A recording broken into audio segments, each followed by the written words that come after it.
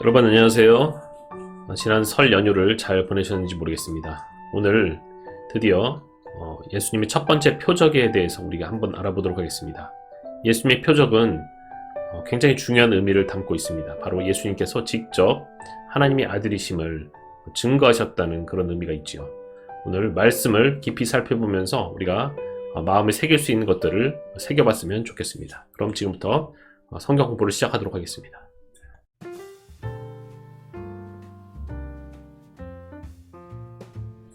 지금부터 요한복음 5번째 시간을 시작하도록 하겠습니다. 오늘은 제4과 우리 교재 1의 제4과 씬4 29페이지부터 33페이지까지를 한번 다뤄보도록 하겠습니다. 제목은 두 가지 표적입니다. 본문은요 요한복음 2장 1절에서부터 11절의 말씀입니다. 그럼 제가 말씀을 먼저 읽어보겠습니다. 사흘째 되던 날 갈릴리 가나에 혼례가 있어 예수의 어머니도 거기 계시고 예수와 그 제자들도 혼례에 청함을 받았더니 포도주가 떨어진지라 예수의 어머니가 예수에게 이르되 저들에게 포도주가 없다 하니 예수께서 이르시되 여자여 나와 무슨 상관이 있나이까 내 때가 아직 이르지 아니하였나이다. 그의 어머니가 하인들에게 이르되 너희에게 무슨 말씀을 하시든지 그대로 하라 하니라. 거기에 유대인의 정결 예식을 따라 두세 통 드는 돌항아리 6이 놓였는지라. 예수께서 그들에게 이르시되 항아리에 물을 채우라 하신즉 아기까지 채우니 이제는 떠서 연회장에게 갖다 주라 하심에 갖다 주었더니 연회장은 물로 된 포도주를 맛보고도 어디서 났는지 알지 못하되 물 떠온 하인들은 알더라. 연회장이 신랑을 불러 말하되 사람마다 먼저 좋은 포도주를 내고 취한 후에 낮은 것을 내거늘 그대는 지금까지 좋은 포도주를 두었도다 하니라. 예수께서 이 첫 표적을 갈릴리 가나에서 행하여 그의 영광을 나타내심에 제자들이 그를 믿으니라. 아멘. 자, 들어가는 글입니다. 이번 2장은요 이제 표적이 시작되는데 여기서는 오늘 2장 1절부터 11절 물을 포도주로 만든 그런 표적에서는요 직접 표적을 행하여 하나님의 아들이심을 나타내신이라고 한 줄로 요약해봤습니다. 1장까지는요 다른 사람들의 증언과 하나님이 친히 하신 일을 통해서 하나님의 아들 예수께서 하나님의 아들이라는 것이 증명되었다면 2장부터는요 갈릴리와 예루살렘으로 장소를 이동해서 예수님이 직접 두 가지 표적을 행하시는 장면들이 나옵니다.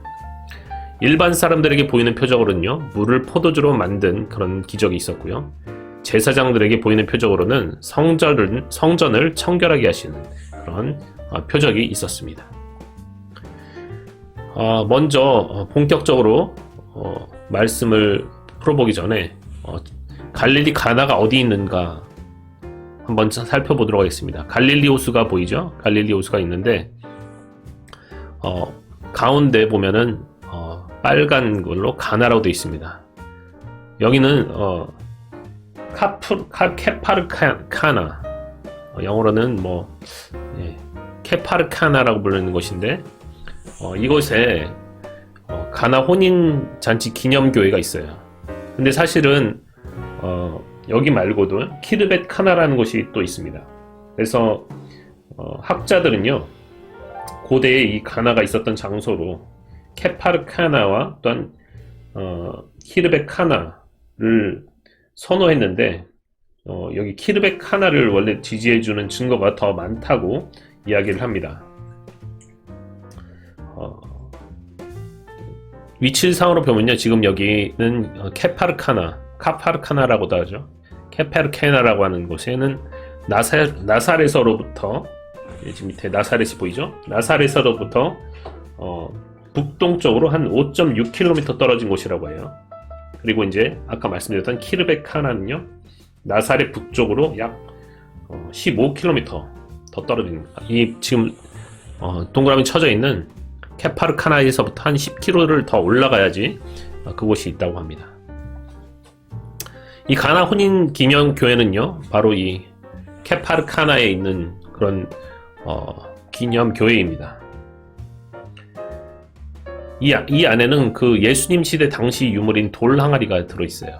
정결 예식에 썼던 것인데 굉장히 크죠. 정결 예식을 썼기 때문에 손과 발을 씻는 그런 물이 담겨 있었던 그런 항아리입니다. 이곳에서 물을 포도주로 만들었다 라고 보시면 되겠습니다. 이번에 다룰 것은 아니지만 그 다음 장에서 다룰 것은 바로 성전 천결 사건인데, 성전이 어디 있죠? 예루살렘에 있습니다. 예루살렘. 이 갈릴리 호수에서부터, 갈릴리 바다에서부터 예루살렘까지의 거리는 약 120km 정도가 됩니다. 참고로 우리가 서울에서 청주까지 한 112km 정도 되거든요. 그보다 한 8km 정도 더 가야 예루살렘이 나오는 것이죠. 아까 갈릴리 가나 같은 경우는요, 갈릴리에서 갈릴리에서 한 8km 정도 떨어지는 곳이기 때문에 그렇게 오래 걸리지 않았다면은 이 예루살렘까지는 상당히 많은 시간이 소요됐던 것으로 우리가 추측을 해볼 수가 있습니다. 지난 두 번째 시간에 소개해드렸던 이 표를 다시 한번 가져왔는데요. 우리가 지금 어디쯤 가고 있는지 요한복음에서 프롤로그를 다뤘었던 적이 있었고, 또 이제 표적의 책을 이제 다루기 시작했는데요. 지난 1장에서는 예수님을 소개하는 것들, 세례 요한을 통해서 또한 다른 것들을 통해서 정말 어린 양으로서의 예수님께서 예수님 소개하기였다면은, 이번에는 2장 1절부터 22절까지 예수의 표적과 계시가 본격적으로 나오게 되는 것입니다. 그럼 지금부터 본격적으로 본문 설명에 들어가겠는데요. 지금까지는 메시지를 주로 말씀을 드렸다면은, 여기서는 좀 주해, 그러니까 해석이죠. 성경 구절에 대한 해석을 좀 필요로 합니다. 왜냐하면 이 배경에 대해서 좀 잘 알아야지 오해를 하지 않기 때문에 오늘은 좀 주해를 많이 설명드리도록 하겠습니다. 2장 1절로부터 11절의 주해인데요. 첫 번째로 혼인잔치에 참여한 예수의 어머니와 혼인잔치에 초대받은 예수와 제자들, 이렇게 한번 제목을 달아봤는데, 예수의 어머니라고 요한복음에서 항상 우리가 마리아로 알고 있는 예수님의 어머니가 예수의 어머니다 라고 표현을 합니다.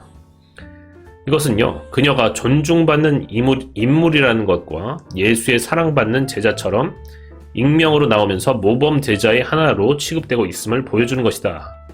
자, 우리가 요한복음에서 예수의 사랑받는 제자 누구죠? 우리가 다 사도 요한으로 우리가 알고 있죠. 자기 이름을 안 썼어요. 베드로는 썼지만은 자기 이름을 안 썼습니다. 그래서 익명으로 나오면서 하나의 모범 제자로서 취급하고 있는데, 이것과 똑같이 마리아를 예수의 어머니로 표현했다는 것은 정말 익명으로 나오면서 예수님의 어머니도 마리아도 모범적인 제자로서 취급하고 있다는 것을 보여주는 것이라고 할 수가 있겠습니다. 그 당시에 잔치에 참여하는 것은요, 예수님의 일상적인 모습이었습니다. 마태복음 9장 10절에서부터 13절에도 나오는 것인데, 이것은 우리가 사회 근처에 있는 쿰난 공동체, 쿰난 동굴 잘 아시죠? 금욕적인 삶을 살았습니다. 이 사람들은. 그런 쿰난 공동체의 사람들의 모습과 비교하면은 예수님은 상당히 자유로웠습니다. 굉장히 자유롭고 다른 모습을 보여주는 것이라고 볼 수가 있겠습니다. 자, 두 번째 주제인데요. 잔치에 포도주가 떨어지는 사건, 이것을 문화적으로 어떻게 해석할 것인가의 문제입니다. 유대인들의 결혼식 특징은요, 일주일간 지속이 되었습니다. 그리고 6일째 되는 날 거의 피크에 이르고 클라이막스에 이르게 되는데요. 여기서는요, 혼인잔치에서 흥겹게 축하할 것이 굉장히 필요합니다. 이때는요, 초막절 같은 의무도 면제가 되었다고 해요. 그만큼 혼인잔치에서는 흥겹게 축하를 해야 된다는 그런 것이 있었고요. 또한 누군가가 초대를 받으면 여기서 응해야 되는 것이 그런 불문율처럼 돼 있었다는 것이죠. 에티켓이라는 것입니다. 그것이 안 하는 것이 이상한 거예요. 초대받으면은 무조건 가야 되는 것. 또한 학자가 초대받는 것도 굉장히 자연스러운 일이었다고 합니다. 그래서 예수님 같은 경우는 제자들을 데리고 다녔죠. 그래서 어떤 학자 아니면 랍비로서 초대받는 것이 또한 자연스러운 일이었다, 이렇게 볼 수가 있겠습니다. 그래서 꼭 예수님이 자신의 가까운 친척이라든지 지인이라든지가 아니었을지라도 초대받았을 수 있다, 이렇게 생각하면 되겠고요. 또한 고대 지중해 세계에서 이 포도주는 일상생활의 일부분이었습니다. 특별히 이 가나 지역, 갈릴리 지역, 포도가 굉장히 많이 나는 그런 산지였는데, 이곳에서 이 세계에서는요, 포도주가 그냥 일상생활, 물처럼 마시게 되는 거예요. 그 당시에는 이 증류주라는 거 없었습니다. 증류라는 말은 이렇게 끓인다는 뜻인데, 끓이면요, 알코올의 농도가 짙어지죠. 그래서 저는 뭐 술을 안 마시지만, 그래서 지금 있는 많은 술들이 증류주입니다. 지금 나오는 포도주도 다 증류주예요. 근데 이때는 이제 발효가 됐겠죠, 그 당시에는. 근데 이때는 증류의 기술이 없었습니다, 그 당시에. 아마 훨씬 후에 제가 증류 기술이 나오는 걸로 제가 알고 있는데, 포도주는 그 당시 일상생활 일부분이었는데, 그 당시에 어떻게 마시냐 하면은 물을 2대1 내지는 4대1로 섞어서 마셨다고 합니다. 특별히 안식일 식사라든지 결혼식 잔치에서 이 포도주는 굉장히 중요한 역할을 했다고 해요. 특히 이제 잔치를 좀 흥겹게 하는 데 있어서, 아까 흥겹게 축하해야 된다고 그랬잖아요. 흥겹게 하는 데 있어서 포도주의 역할이 굉장히 중요했습니다. 또한 유대 문화에서는요, 결혼식 때 음식을 남겨두는 것이 관습이에요. 모자라면 안 된다는 거죠. 물론 지금도 만약에 누가 결혼식에 갔다 했는데 음식이 모자랐다, 아니면 음식이 뭐 식었다 그러면 굉장히 말이 많이 나오는데, 이 당시는 이거는 지금과 비교할 수 없습니다. 지금은 말라고 끝이지만 이거는 평생 가는 거죠. 평생 오명을 뒤집어 써야 되는 거예요. 그리고 손님들을 적절하게 접대하는 것을 이 유대 문화에서는 굉장히 중요하게 생각했다는 것입니다. 이런 배경하에서 이 포도주가 떨어지는 사건이 얼마나 큰 사건인지 우리가 한번 새겨볼 필요가 있습니다. 세 번째 주제인데요, 예수의 어머니의 청에 대한 예수의 반응. 자, 예수의 어머니가 예수에게 청을 하는 것은 일종의 믿음의 표현으로 해석할 수가 있습니다. 이것은요, 모자 관계에 의해서 내가 엄마니까 아들한테 부탁하는 그런 종류가 아니고, 어떤 구주에 대한 그 제자로서의 믿음의 표현이다, 이렇게 해석할 수가 있다는 거죠. 그런데 여기에서 예수님의 반응이 상당히 부정적이었어요. 여기 한글 성경에 여자여라고 돼 있잖아요. 이거는 헬라어 귀나이라고 해가지고, 귀나이, 여인이여, 이런 뜻입니다. 근데 여인이여라는 뜻은요, 공경의 의미는 담고 있어요. 상대방을 비하하는 말 아닙니다. 공경의 의미는 담고 있지만 어머니한테 쓰는 표현이 아니에요. 거리감이 있는 표현입니다. 제가 우리 어머니에게 여인이여 하면은 어떻게 되겠습니까? 굉장히 내가 뭐 잘못했나, 이렇게 어머니께서 판단할 수도 있겠죠. 생각할 수도 있겠습니다. 왜 저렇게 거리감을 두나, 왜 이렇게 친근하지 못할까, 이렇게 생각할 수 있다는 것입니다. 그런 귀나이라는 표현, 원래 이 표현 말고 진짜 부모에게, 어머니에게 쓰는 표현으로는 다른 표현이 있었어요. 제가 지금 퀴리안이라는 그 단어가 있었습니다. 퀴리안.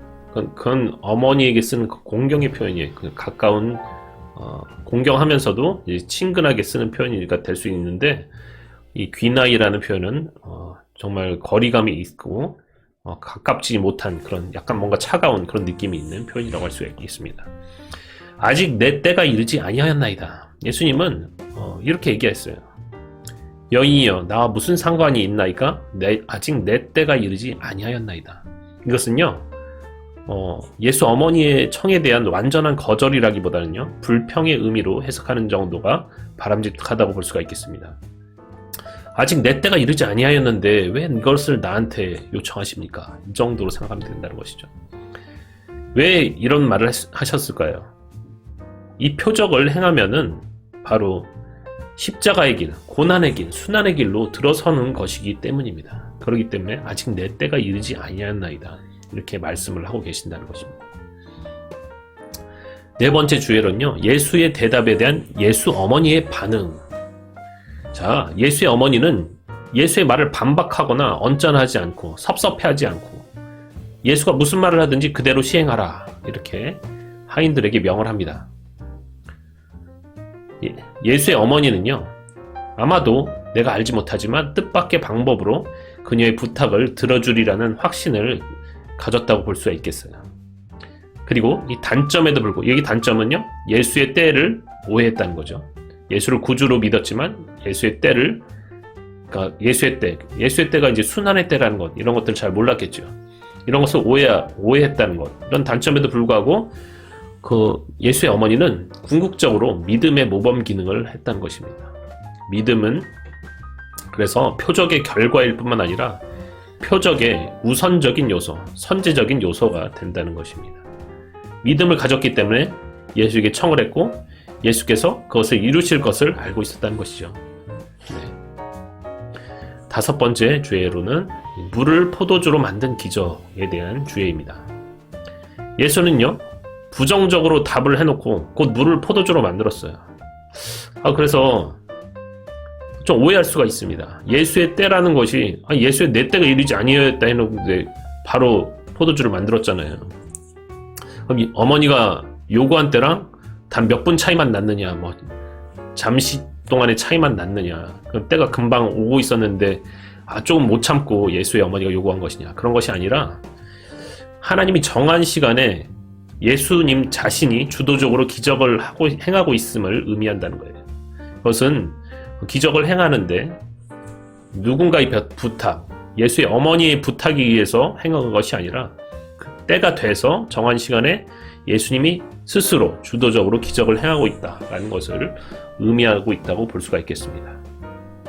근데 여기서 예수님은요, 돌 항아리를 가져오라고 했어요. 돌 항아리에다가 물을 채우라, 이렇게 말씀하셨거든요. 근데 이 돌 항아리라는 것은 목적이 있잖아요. 정결 예식으로 쓰이기 위해서, 깨끗하게 씻기 위해서 사용하는 것인데, 엄격한 바리새인들 같은 경우에는 이 정결 예식의 목적으로 마련된 항아리의 내용물을 변경하는 것을 율법을 저버리는 것에다가 전통을 존중하지 않는 것으로 간주했을 것입니다. 의식을 굉장히 중요하게 생각하는 사람들이잖아요, 바리새인들은요. 그리고 레위기나 이런 것들을 봤을 때 이 돌 항아리로 이 정결 예식의 항아리를 만든 이유도 있을 거예요. 왜냐면 물 안에 내용물들이 이런 돌로 만들어진 것에 의하면 변질이 잘 안 될 것이기 때문에 부정하지 않게 된다는 것이죠. 그런 것 때문에 이런 돌 항아리로 만들었을 텐데 이 내용물을 바꿨다. 이것은요, 굉장히 이들에게 있어서는 해석하기에 따라서 엄청난 율법의 침해다, 이렇게 볼 수가 있었다는 것입니다. 일곱 번째입니다.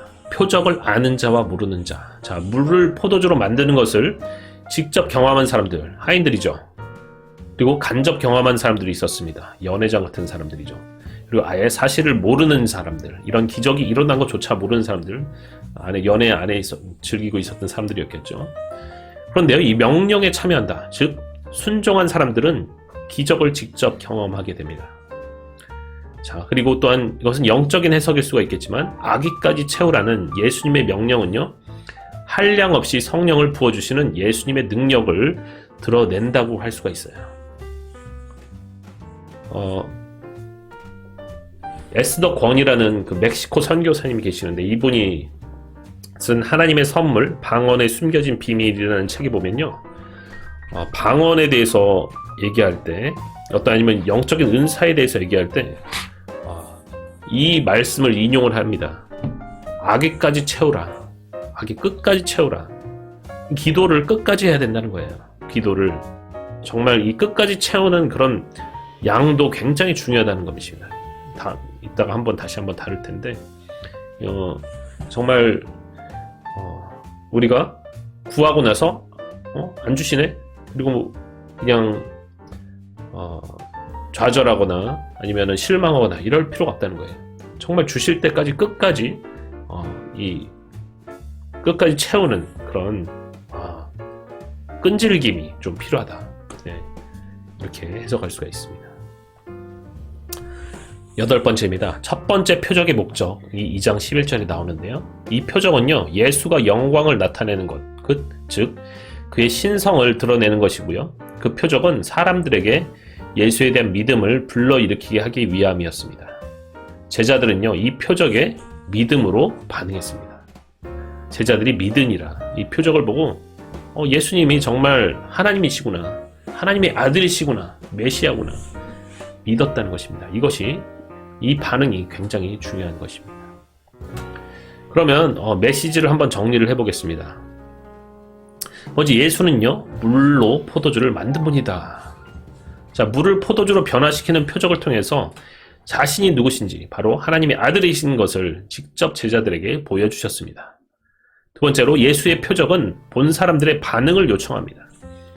이것은 그를 믿든지 아니면 믿지 않든지 둘 중 하라는 거죠. 여기에 대해서 제자들은 믿음으로 반응했다는 것입니다. 세 번째는요, 예수는 새 포도주라는 그런 모티브입니다. 요한복음에서는요, 대체의 모티브, 대체라는 그런 신학이 있어요. 리플레이스먼트인데, 이스라엘의 중요한 의식들을 상징하는 것을 대체한다는 그런 모티브가 요한복음에 나와요.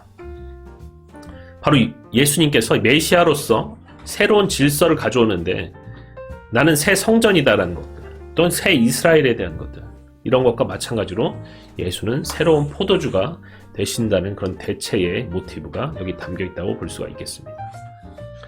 자, 이어서 말씀의 살핌을 보도록 하겠습니다.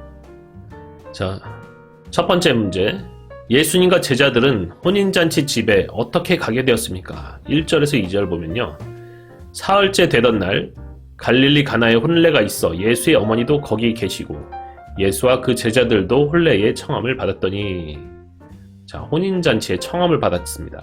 아까 그 당시에 유대 문화를 말씀드렸죠. 잔치에 초청을 받으면 응하는 것이 불문율이고 또 에티켓이다라는 것입니다. 그리고 랍비로서, 선생으로서 학자들은 이 잔치에 초청받는 것이 굉장히 일반적이었다, 이렇게 말씀드렸습니다. 그래서 혼인잔치에 청을 받았기 때문에 가게 되었습니다. 두 번째 문제는 잔치집에서 어떤 문제가 생겼습니까? 3절입니다. 포도주가 떨어진지라 예수의 어머니가 예수에게 이르되 저들에게 포도주가 없다 하니. 포도주가 떨어졌죠. 혼인잔치, 잔치에서 굉장히 중요한 것인데, 포도주, 굉장히 음식 중에서도 가장 핵심적인 역할을 하는 이 포도주가 떨어진 큰 문제가 일어났습니다. 세 번째 문제입니다. 예수님은 어떤 반응을 보이셨습니까? 예수께서 이르시되 여자여 나와 무슨 상관이 있나이까? 내 때가 아직 이르지 아니하였나이다. 어떻게 반응하셨죠? 굉장히 부정적인 반응을 보이셨어요. 어머니를요, 거리감 있는 여자, 여기서 귀나이, 여인이라고 부르고 내 때가 이르지 아니하였다, 이렇게 말씀을 하십니다. 부정적인 반응을 보이셨습니다. 네 번째 문제, 예수님의 반응에 마리아는 어떻게 대응했습니까?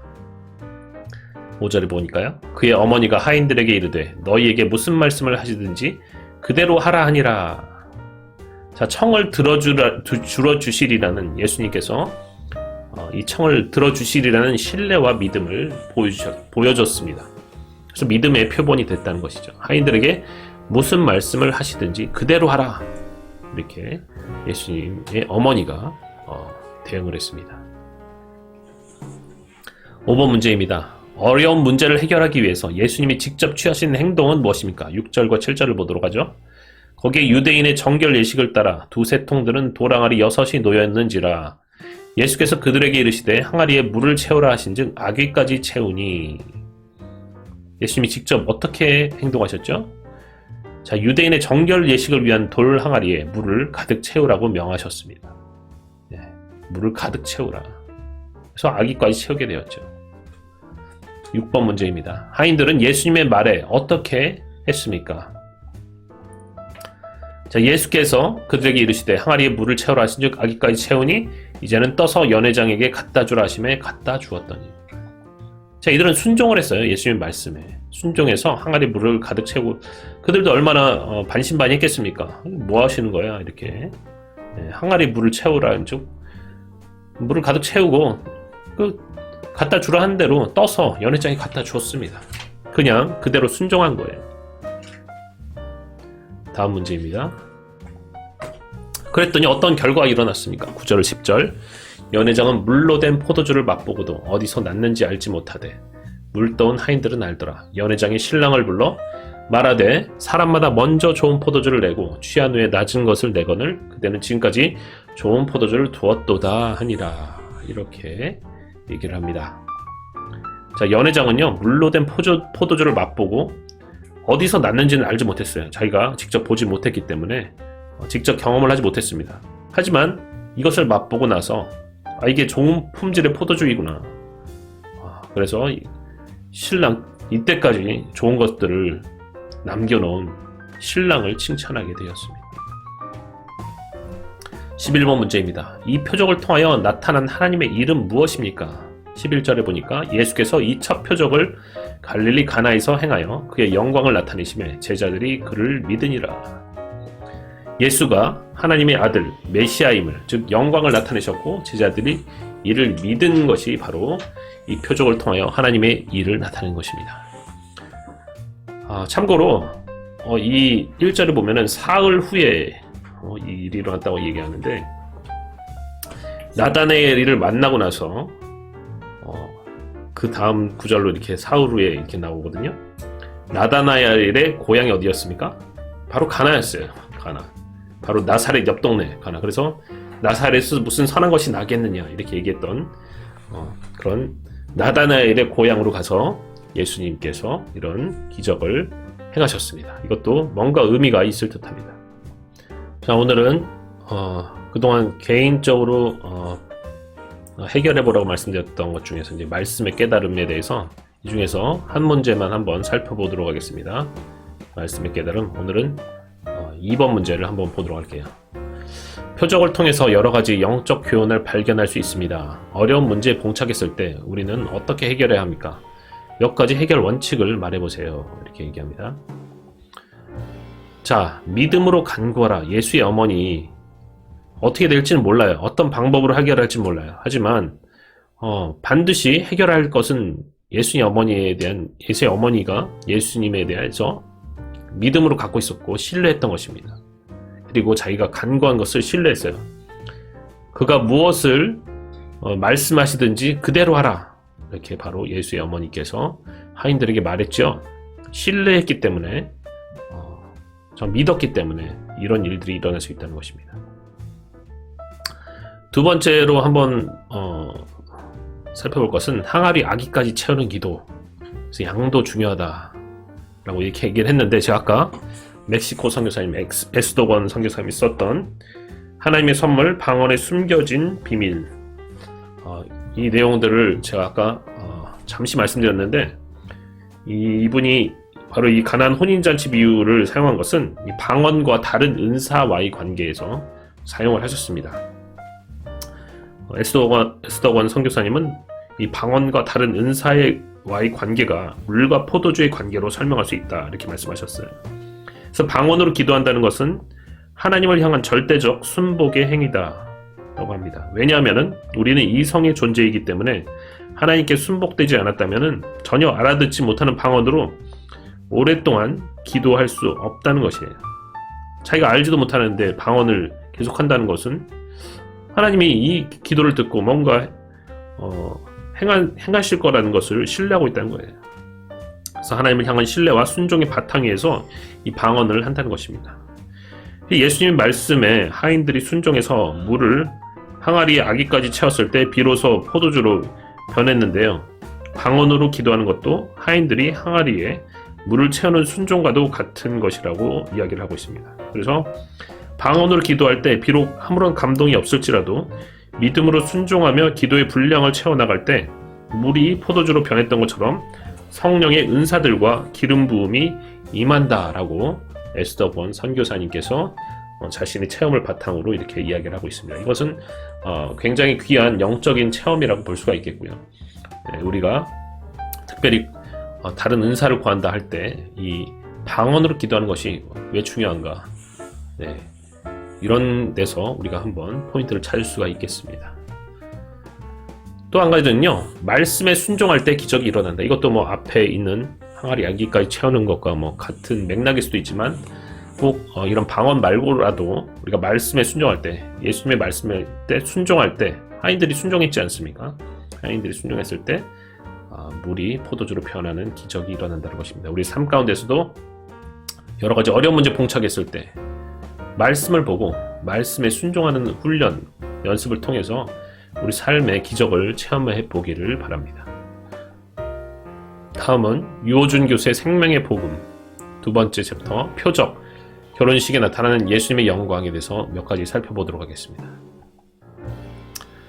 자, 예수님 선한 창조를 회복하시는 분이라는 그런 문단이 있었는데, 잃어버린 창조의 좋음, 굿니스죠. 좋음, 즉 상실된 선한 창조가 하나님의 아들 예수님 안에서 회복된다는 것입니다. 에덴에서 있었던 그런 창조, 잃어버렸는데 하나님의 아들 예수님 안에서 이것이 회복된다는 거예요. 그래서 창조의 선함을 축하하고 즐거워하는 잔치의 포도주가 하나님의 아들 예수님을 통해서만 넘치도록 다시 공급될 것이다, 이렇게 얘기를 하고 있고요. 예수 그리스도야말로 우리가 상실했던 것을, 우리가 그리워하고 회복하고 싶은 것을 다시 찾아주시는 분이라는 의미에서 바로 예수 그리스도가 복음이라는 것입니다. 복음은 예수 그리스도다. 왜냐면 예수님 그리스도 안에서 우리가 정말로 간절히 원하는 것들을 얻을 수가 있기 때문에 그것이 바로 좋은 소식, 굿뉴스 복음이라는 것입니다. 자, 두 번째로 이미 시작된 새로운 시대입니다. 기적을 통해서 예수님의 제자들은 오래전에 약속된 메시아가 세우실 에덴적인 시대가 동토왔다는 것을 볼 수 있어야 했습니다.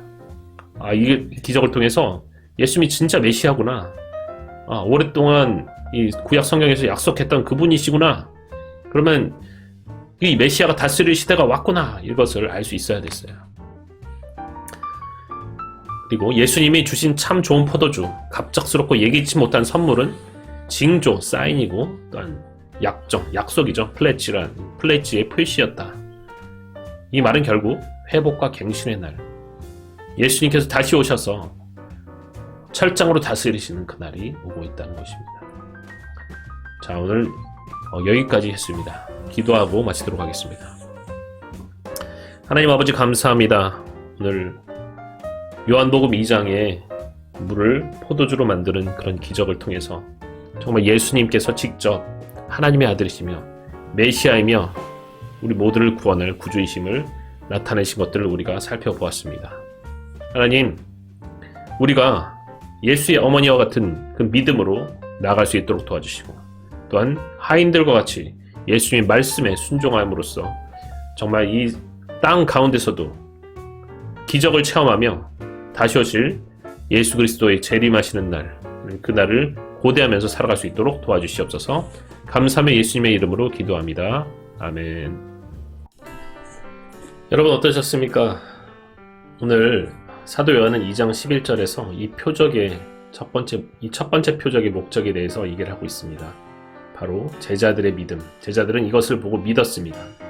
믿음이 정말로 중요한 것입니다. 우리가 표적을 보고 믿는 것보다는 정말 말씀에 순종해서 믿는 것이 더 중요한 것이지만, 그래도 또한 이 표적도 나름 의미가 있습니다. 정말 우리의 삶 속에서 믿음으로 승리하는 여러분들이 되시기를 기도합니다.